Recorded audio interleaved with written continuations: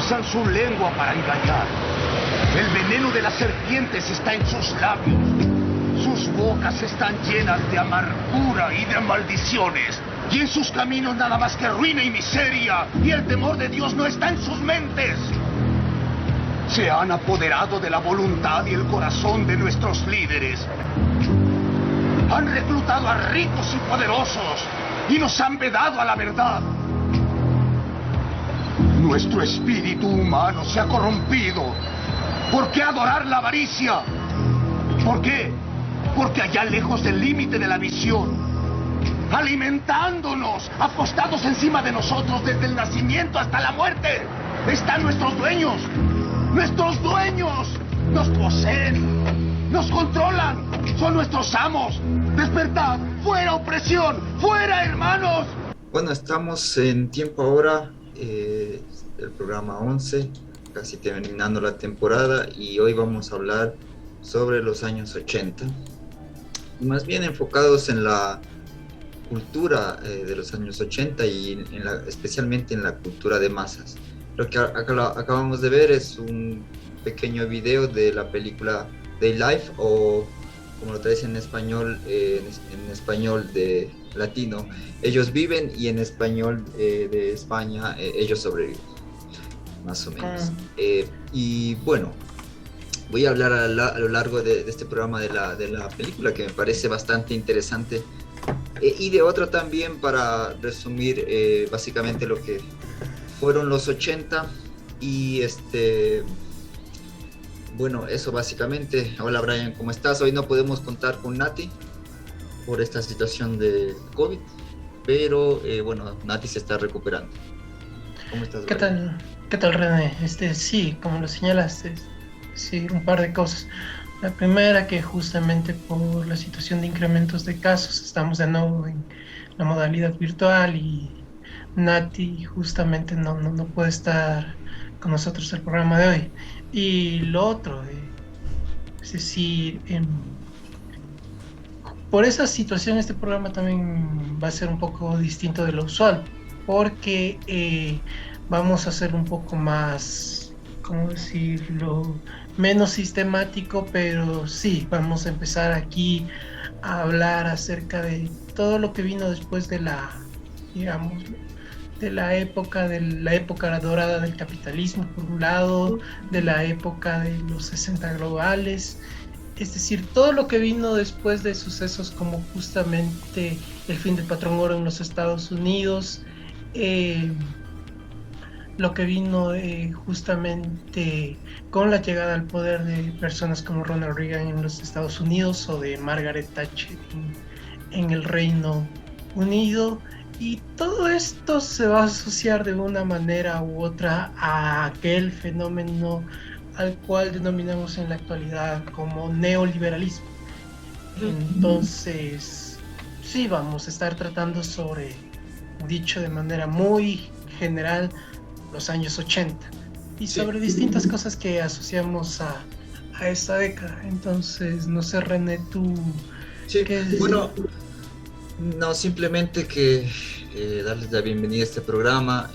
Lo hemos dividido en dos partes, y esta es como más bien una apertura, y la segunda parte vamos a explorar más sobre el tema. Bien, primero quisiera empezar con una pregunta para Brian.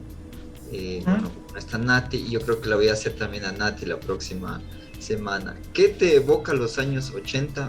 No tanto en el contexto, digamos, intelectual de lo que hemos leído, sino a ti, ¿qué te evoca?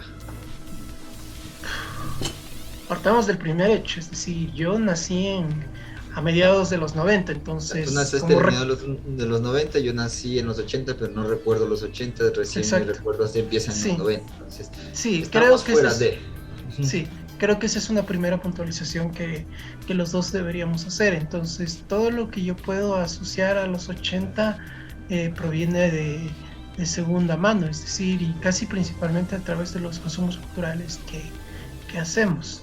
Si nos situamos en el plano más local, es decir, en plano estrictamente latinoamericano, creo que estamos todos nosotros más o menos familiarizados con algunas de las cosas que ocurrieron en los 80 aquí. Es decir, creo que lo que más se recuerda es sobre todo el gobierno de Febres Cordero, y no necesariamente por buenas razones. Allí está lo que teníamos, sí, de manera muy breve, lo que mencionaba Soledad en un programa anterior, que es lo que ocurrió justamente el surgimiento de Alfaro Vive Carajo, y después Sí, pero ¿qué te evoca los 80? Fuera de eso. Sí, a eso quiero llegar. Es decir, es que es parte de los 80, a lo que uno desde aquí piensa sobre los 80. Entonces, bueno, desde aquí, como te digo, tenemos eso, tenemos lo de Arturo Jarrín, lo de los hermanos Restrepo, y o sea, desde aquí no es que tengamos así recuerdos demasiado halagadores también de los años 80.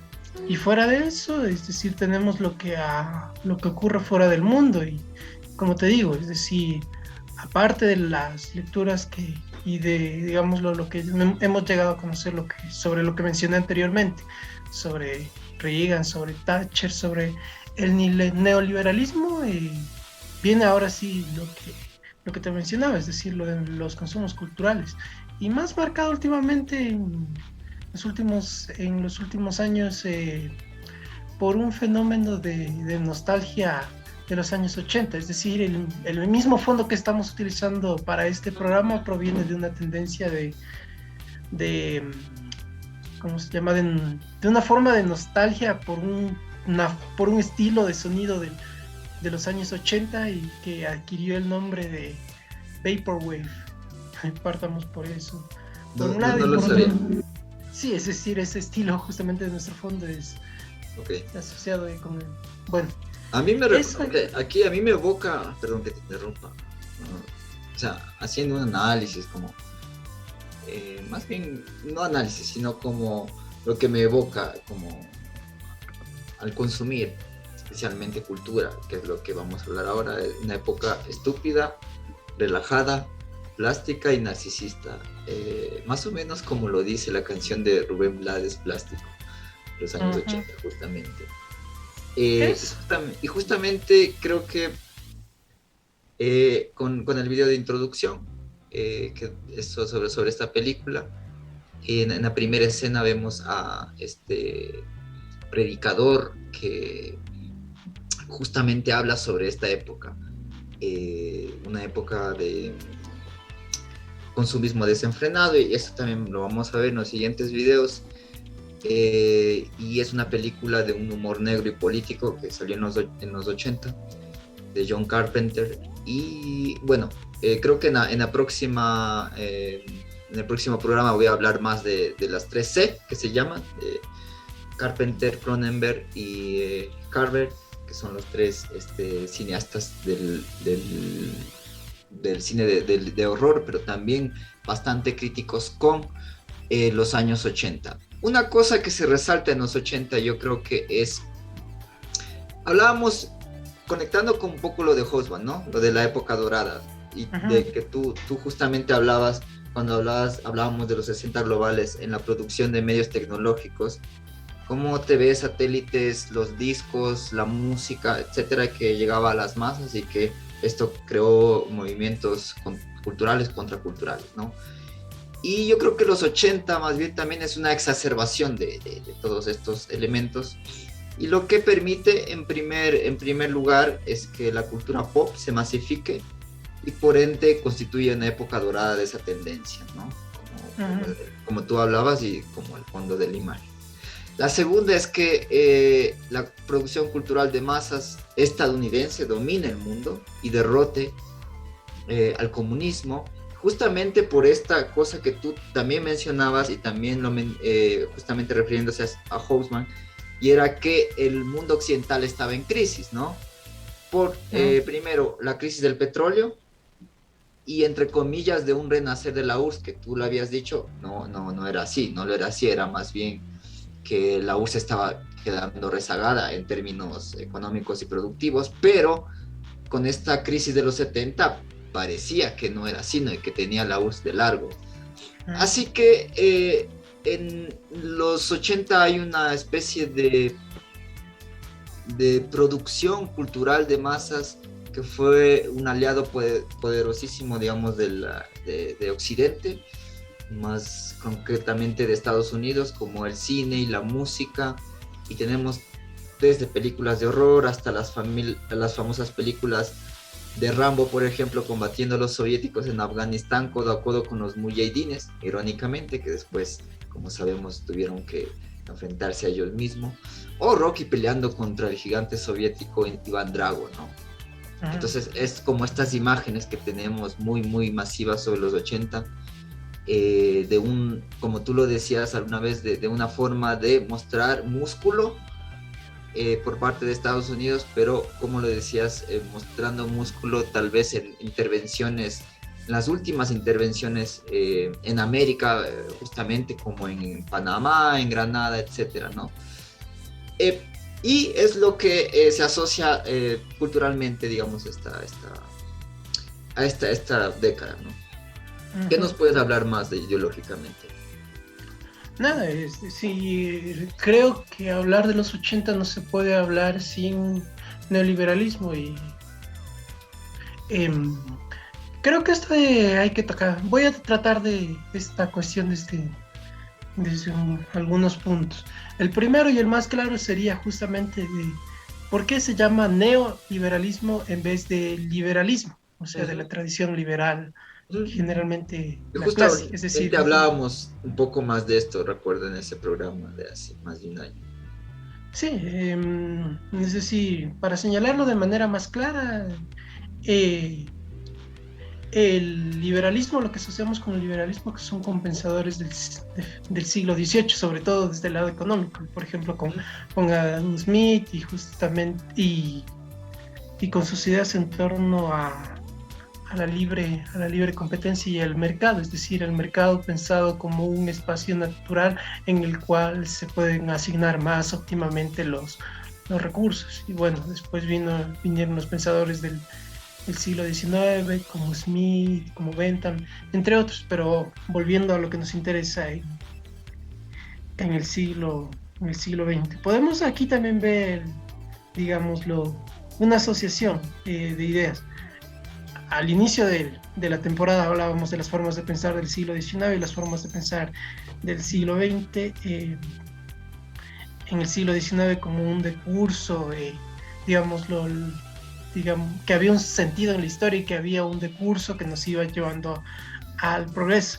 Y en el siglo XX cómo empieza a entrar en crisis esta idea y cómo se impone digámoslo, empieza a aparecer esta otra noción de que es el hombre el que debe irrumpir violentamente en la historia para darle un sentido. Y vemos también que algo de esto aparece al pensar en las transformaciones del pensamiento liberal, porque el neoliberalismo es un pensamiento del siglo XX, es un pensamiento de mediados del siglo XX, un poco antes, que aparece un poco antes de mediados del siglo XX, y lo que caracteriza este pensamiento es justamente romper con una de las ideas claves del liberalismo clásico, que es la idea de que el mercado es una entidad natural.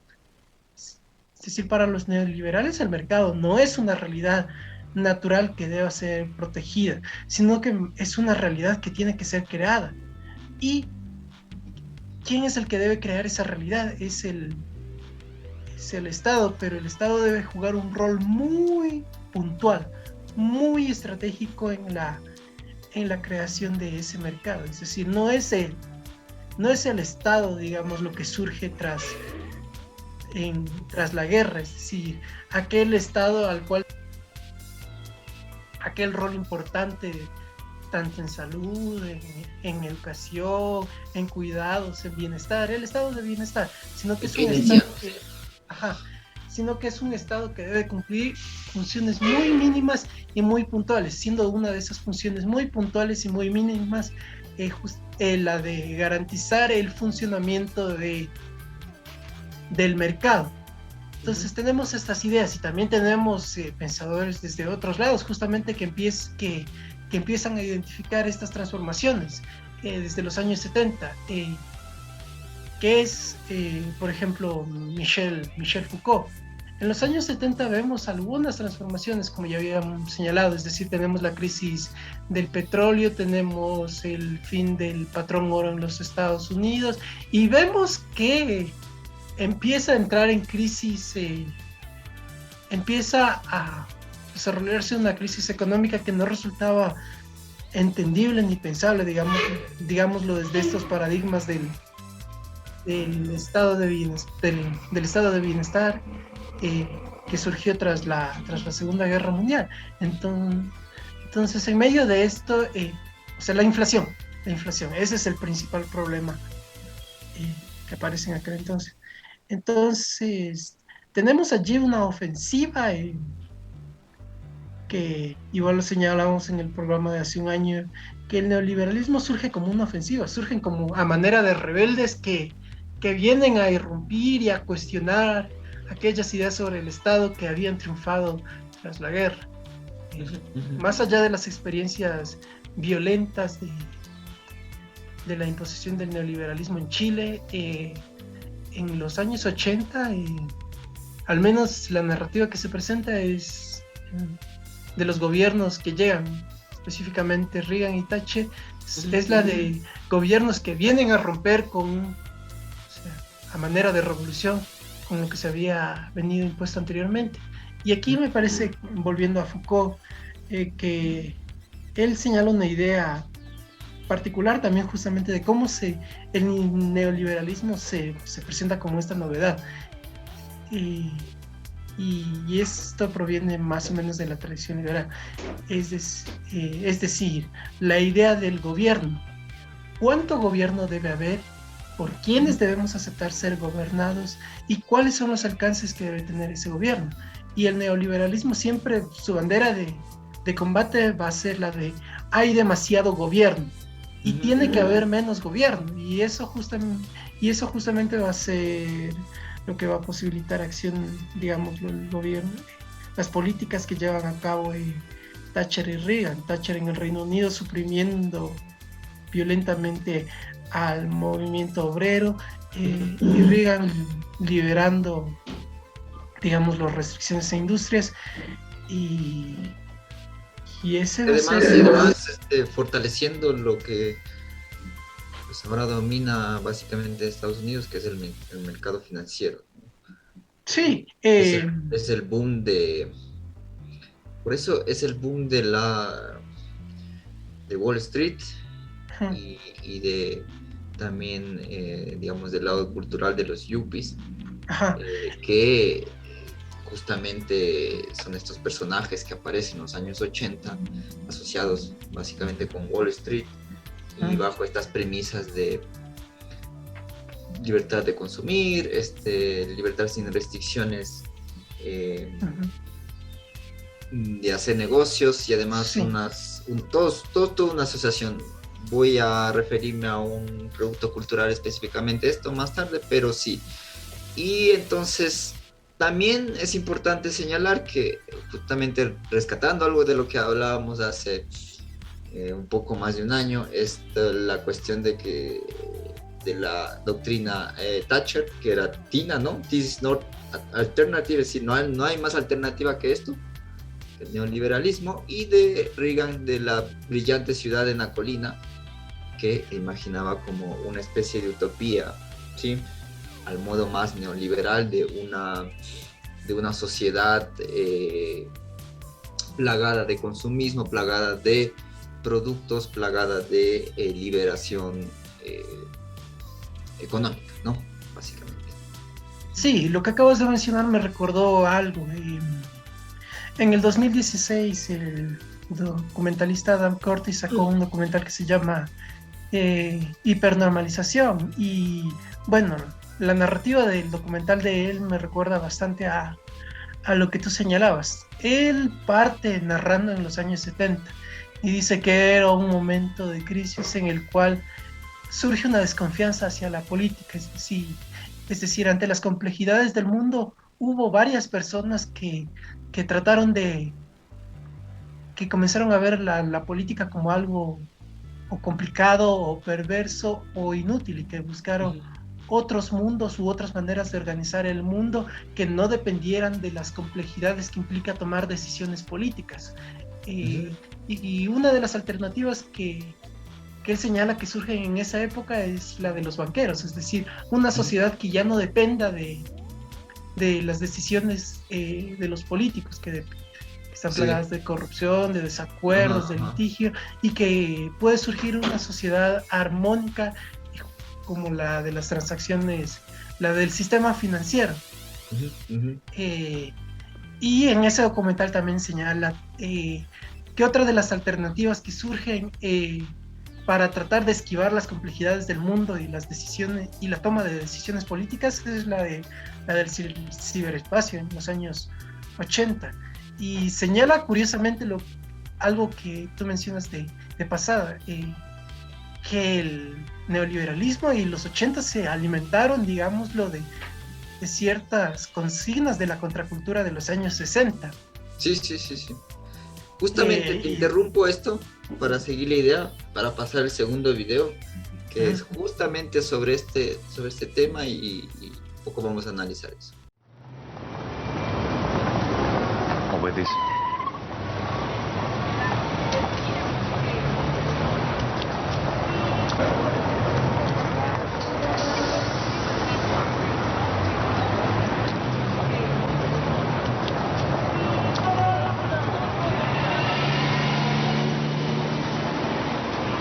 Ven al Caribe.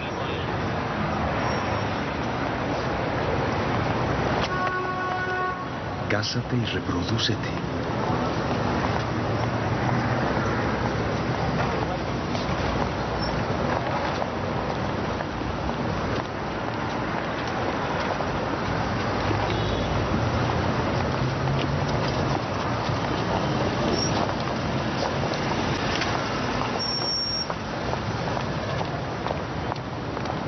No al pensamiento libre.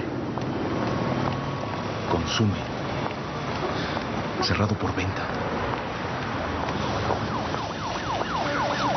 Ve televisión, sométete.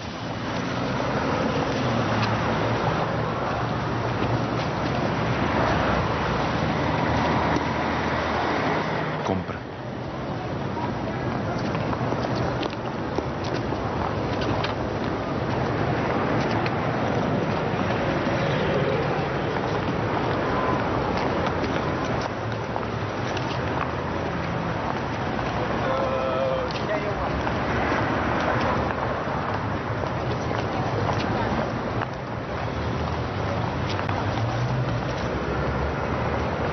Obedece. No cuestiones a la autoridad, no a la imaginación.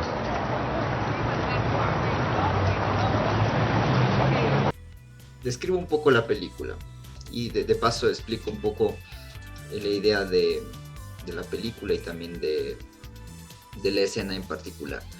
La película, como les digo, es de John Carpenter de 1988 y tenemos a un personaje principal que se llama John Nada, que es interpretado por Roddy Piper y es un hombre sin hogar que se encuentra trabajando en una obra de construcción en Los Ángeles. Y él se hace amigo de uno de los trabajadores, que es el personaje Frank Armitage, interpretado por Keith David, y que lo acoge a pasar en un lugar de refugiados. Mientras tanto, alrededor hay una iglesia y gente que se reúne. Y justamente está este predicador del que habíamos visto la primera escena. Y esta gente empiezan a darse cuenta de que algo pasa extraño en esta realidad, ¿no? Y empiezan a crear unas gafas oscuras que te permiten ver cómo es la realidad de verdad, ¿no? Entonces, en la escena que veíamos, justamente el personaje John Nada toma estas gafas y empieza a ver con ellas y ve los anuncios que ve en la calle diciendo como consume o consignas como no pienses, obedece, etcétera, etcétera, ¿no? Que le muestran como este mundo que en realidad está oculto dentro de todos estos mensajes acerca de la publicidad, etcétera, etcétera. Entonces, justamente como tú mencionabas, Brian, la cuestión del ciberespacio y de la ideología que estábamos manifestando, yo creo que es justamente adecuado, ¿no? En este contexto, en este particular escena. ¿Tienes algo que comentar? Sí, tan solo retomo un poco lo que iba a decir acerca del ciberespacio. En el documental de hipernormalización de Curtis hay una sección que habla sobre eso y se centra en una figura muy, muy particular, que es la figura de John Perry Barlow. Y enfatiza los vínculos que Barlow tuvo con la contracultura de los años 60. Es decir, él fue letrista de un grupo bastante conocido de esa época que es The Grateful Dead. También se menciona que Barlow estuvo relacionado con la contracultura del LSD de los años 60 y que una de esas ideas que toma de esa contracultura del LSD es la posibilidad de una realidad distinta a la realidad actual. Es decir, en los años 60 a través del LSD, una realidad alterna inducida a través del LSD, pero en los años 80 que se enfoca en el concepto de ciberespacio que es acuñado por el escritor de ciencia ficción William Gibson. Barlow en los 80 ve en el ciberespacio una posibilidad liberadora, es decir, una posibilidad de una realidad distinta que no está sujeta a los controles y a las decisiones de la política. Y Barlow va a escribir un manifiesto que es la Declaración de la Independencia del Ciberespacio, en el cual enfatiza que ese ciberespacio debe ser entendido como una entidad natural e independiente y libre de las decisiones de la política. Entonces vemos desde aquí otro de esos asedios digamos, ataques a las decisiones políticas y pensar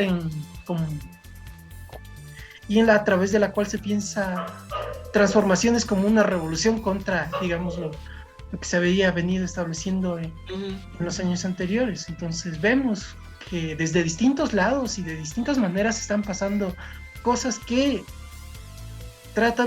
se presenta como una ruptura contra todo lo que había surgido en los años 70. Entonces ya lo hemos visto desde los pensadores del neoliberalismo, vemos lo que tú señalabas acerca del sistema financiero y su mayor relevancia a partir de los años 70, que es justamente esa libertad que va adquiriendo el sistema financiero, lo que también desde acá nos va a desembocar en la crisis de la deuda. Vemos también esa como complacencia a modo de ideología y de productos culturales de que no tienes que revelarte, ¿no? Porque ya es estúpido o es innecesario, mejor consume o algo así. Ese es como básicamente muchas de las ideas de la cultura de los años 80, fuera de lo que digamos, de lo que se propugnaba más bien pro estas políticas, sino de muchos de los productos culturales que eran más bien una crítica, ¿no? Como esta película de John Carpenter, también están las de Cronenberg, que también son bastante críticas, o están, por ejemplo, algunas películas tipo distópicas, como Total Recall de Verhoeven, o como Robocop también, que es una película que me gustaría analizar la próxima programa, que al parecer uno dice no tiene nada de crítica política, pero es muy crítica, de hecho. Y incluso como la idea original era mucho más, pero no se le permitió llegar como a ideas tan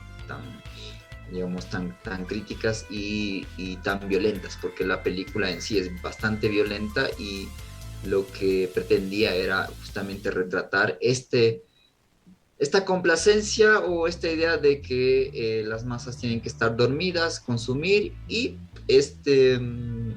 hay una idea también muy, muy clara de deshumanización y que se representa en estas películas, pero también como de una idea de pesimismo social alrededor de no poder cambiar esta realidad. Y bueno, justamente para ver esto, quisiera que pasáramos el tercer video. Hace mucho tiempo, todo era diferente. Mi padre me llevó al río, me golpeó y me habló sobre el poder y la gloria. Él era diferente. Cambió de pronto cuando yo era pequeño. Se volvió malo y empezó a fastidiarme. Por eso huí a los 13 años. Quiso herirme una vez con una navaja de afeitar. Me la puso cerca de la garganta. Yo le decía, papá, por favor. Y solo se movía hacia atrás y hacia adelante, como si aserrara un árbol.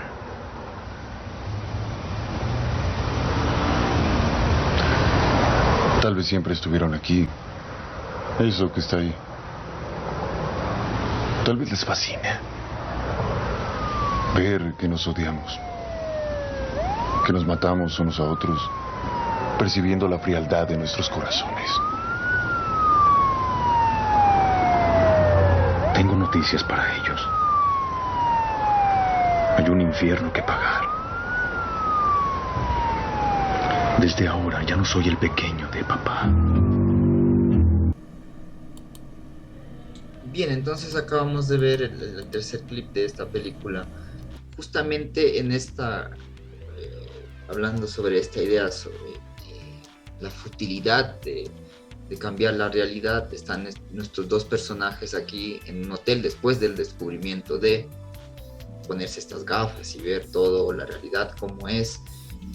Y hay una discusión entre los dos, ¿no? Como la futilidad de no poder cambiar nada y de darse cuenta que hay una fuerza mayor que ellos, mucho más poderosa, que luego vamos a ver en el cuarto clip, que se trata de una élite, que la película lo retrata así como una élite venida desde el espacio exterior, pero que justamente se refiere a la élite mundial, ¿no?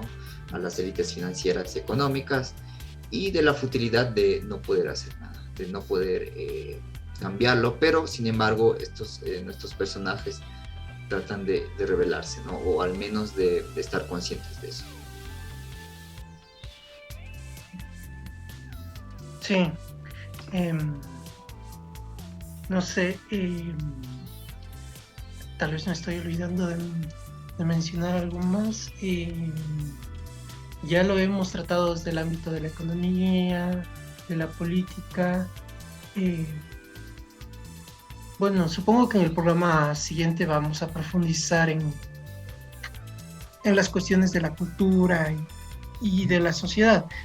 Tan solo quiero adelantar esta idea de, además retomando algo que tú habías señalado muy, muy al inicio, de cómo se generan estas asociaciones que tenemos con la década de los 80, y recordaba también algo que sucedió en el gobierno de Reagan, que es la desregulación de las publicidades, y esto bastante asociado con la idea del consumo, con la idea del consumo y con la posibilidad emancipadora del mercado, es decir, que el mercado como un espacio de libertad, y una forma de libertad que se puede ejercer también a través del consumo. Porque si no me equivoco, antes había una restricción bastante grande, ¿no? Sí. A las películas, una censura, como un comité de censura o algo así, ¿no? Es decir, había se me viene a la mente un caso muy particular. Antes de Reagan había una legislación bastante estricta en cuanto a lo que diferenciaba la publicidad de lo que diferenciaba de los productos televisivos, con el fin justamente de proteger al consumidor. Ajá. Y esto se levanta en los años 80 con Reagan.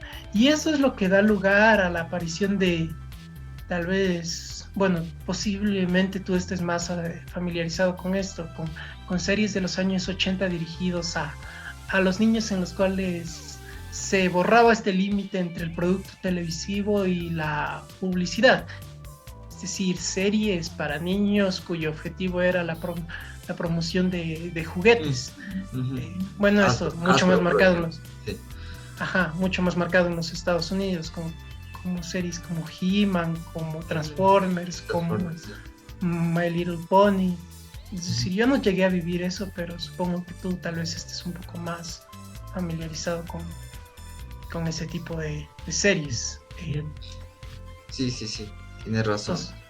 Entonces vemos aquí. No era algo que lo había notado, pero sí es un buen punto que señalas. Y bueno, las Tortugas Ninja. Las Tortugas Ninja, sí, que justamente nacen más bien como un producto cultural y luego pasan a hacer una serie, una película, etcétera, etcétera, ¿no? Muy interesante. Bien, un poco para ir cerrando el programa, yo creo que de los 80, tanto culturalmente como políticamente, yo creo que se advertía algo que nosotros ya estamos viendo ahora. Problemas como la crisis social, política, pero además algo nuevo que no estaba como muy presente antes, en los años 70 o 60, y que no se mencionaba casi ni siquiera, que es la crisis ambiental. Y justamente esto lo vamos a ver en el cuarto video. Y yo creo que quiero que la gente, lo que nos escuche, se ponga mucha atención en esto. Es una película del 88, pero si escuchamos y ponemos atención al discurso que se escucha, es como bastante revelador. Así que, por favor.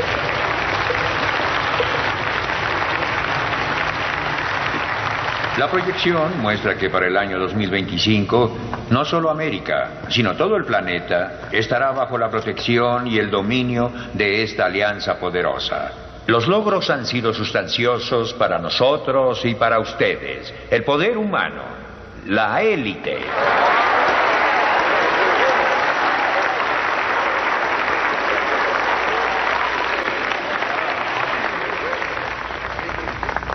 Nos han dado acceso a los recursos que necesitamos en nuestra búsqueda progresiva de expansión multidimensional. Y a cambio el ingreso per cápita de cada uno de ustedes se ha incrementado en solo este año con un promedio del 39%.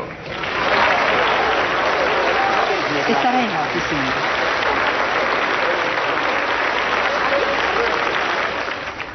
Y acabo de enterarme que nuestras fuerzas se anotan otra victoria.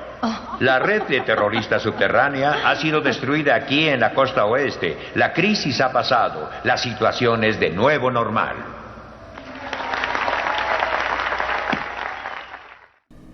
Y bueno, justamente vemos que nuestros dos personajes principales logran escapar después de una redada policial y de un enfrentamiento. Logran escapar porque hay un dispositivo que roban a estas supuestamente élite que viene de otro mundo, etcétera, que tienen una especie de reloj que los puede teletransportar. Entonces los teletransporta justamente a la guarida de esta élite, y cuando llegan escucha un discurso bastante interesante en el que ellos mencionan, por ejemplo, dicen: para 2025 nuestra corporación, nuestra élite va a dominar el mundo, va a ser dueña de todos los recursos naturales, más o menos lo que dice, y dice: en este año justamente estamos ganando un 30% más.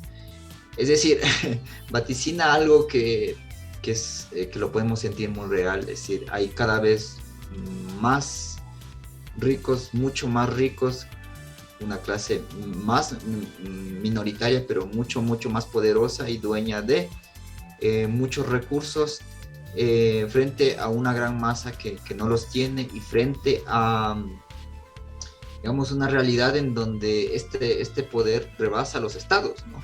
Justamente lo que mencionaba Reagan, o lo que tal vez aspiraba Thatcher y Reagan, pero tal vez se imaginaban como una especie de utopía o no sé qué.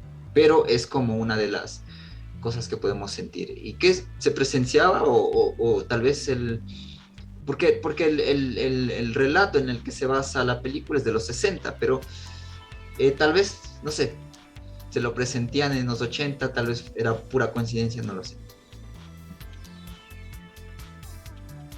Ya, quiero retomar lo que tú señalaste de manera muy breve. Creo que lo que podríamos decir es que, dado que en los años 80 el neoliberalismo surgió como una ofensiva, como un ataque hacia el exceso de gobierno, o al menos ese como su consigna de batalla, y viendo que la década de los 80 va a terminar con la caída del bloque soviético, la desaparición de la URSS, a finales de esa década todo parecía que daba a prestar a un optimismo desde el lado neoliberal. Y justamente esto va a ser lo que propicie estas ideas de optimismo, de vinculación, la idea de Fukuyama del fin de la historia, la posibilidad de una aldea global de libres intercambios, lo que se conoció y estuvo en un momento muy en boga el concepto de la globalización, sí, de mayores intercambios, de nuevo el modelo de un mercado que va a posibilitar libertad y la emancipación. Entonces, entramos a los años 90 con una perspectiva de apertura cultural y digámoslo, de las perspectivas de emancipación y de libertad, como una suerte de recuperación y reapropiación, como te decía, de las consignas de ciertas consignas revolucionarias de los años 60, pero ya con la perspectiva de los años vemos que estas esperanzas no fueron tanto así, sino que trajeron nuevos problemas en los cuales todavía estamos inmersos y en los cuales todavía no encontramos una manera de hacer frente clara. Entonces, creo que con eso Sí. es el punto al que llegamos. Sí, bueno, justamente yo creo que muchas veces cuando se empieza a analizar como la crisis del 2008, siempre se mira a los 80, dicen, esto empezó mucho más antes, ¿sí? No debemos mirar a los 8 años anteriores a partir del 2000, sino tenemos que empezar a ver los 80, cuando se empezó a desregularizar el mercado, cuando se empezó a desregularizar las transacciones financieras, económicas, etcétera, ¿no? Y se crearon productos tan dañinos y mortales como los que se vieron en 2008, justamente con todo este vorágine de la financiarización de la economía, en donde las grandes potencias económicas ya no producían nada, es decir, ya no producen industrialmente, no lo hacen. Y justamente en la película de Day Life, estos obreros echados a la calle provienen de lugares donde las industrias ya no producen, ¿sí? Justamente Detroit, estas grandes fábricas de los años 50 que producían acero, carros, productos de consumo, televisiones, etcétera, ya no los producen, y los que lo producen son países asiáticos especialmente, y es la realidad de hoy, ¿no? En lo que se han especializado más bien las potencias occidentales es en la financiarización de la economía, ¿no? En el juego de las bolsas de valores, etcétera. Justamente para retratar esta parte ideológica y económica y toda esta lo que se empezó en los 80, quisiera ver el último video, que es sobre la película American Psycho o Psicópata Americano, que es de los 2000, pero que es una película ya de culto, pero que retrata muy bien los años 80. Ya no quedan límites por atravesar. Todo lo que tengo de incontrolable y perturbado, vicioso y malévolo, Todo el caos que he provocado y mi total indiferencia al respecto, lo he superado ya. Mi dolor es constante y agudo, y no espero que exista un mundo mejor para nadie. De hecho, quiero que los demás sientan mi dolor. No quiero que nadie se escape. Pero incluso después de admitir esto, no hay catarsis. Sigo evadiéndome de mi castigo y no llego a ningún conocimiento más profundo de mí mismo. No se puede extraer ningún conocimiento nuevo de mi historia. Esta confesión no ha significado nada.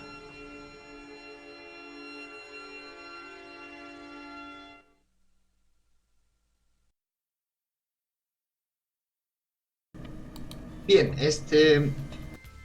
acabamos de ver un fragmento del discurso final del personaje de Psicópata Americano, que es un libro, es una novela bestseller del año 91 de Bret Easton Ellis, un escritor que de hecho vivió los años 80 como en verdad un verdadero yuppie, porque el escritor se volvió muy famoso muy pronto, muy joven, y de hecho gran parte de lo que él retrata en esta obra, en esta novela y luego en la película es la vida de un yuppie.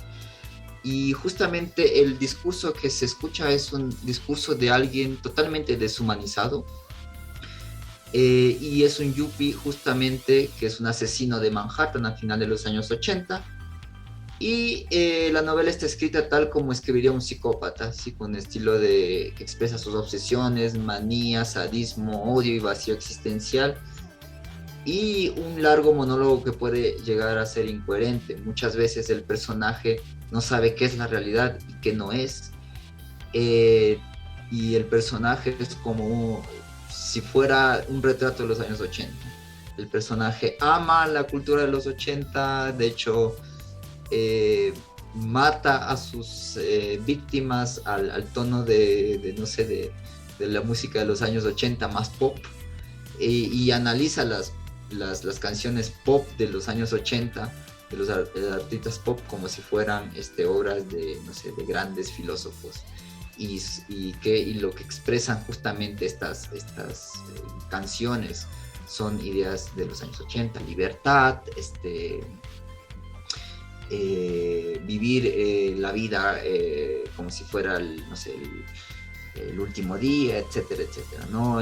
Mucho consumismo, mucho vacío existencial, drogas, etcétera, ¿no? Justamente.